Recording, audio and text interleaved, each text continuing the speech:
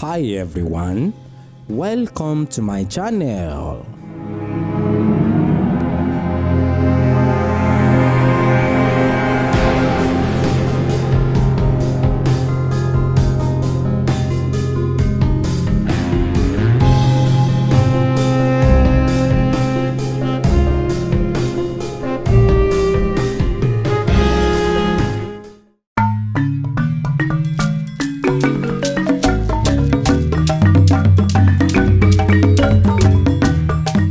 Ìka méjì.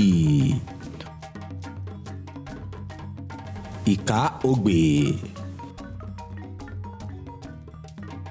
Ìka ọ̀yẹ̀kú. Ìka ìwórì. Ìka òdí. Ìka ìrósùn. Ìka ọ̀wọ́rìn.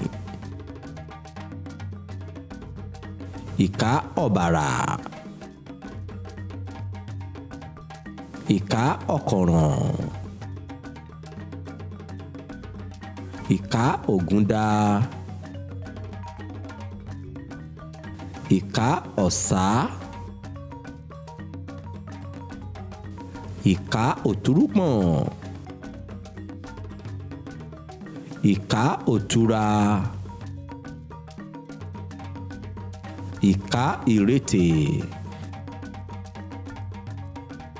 Ìka ọ̀sẹ́.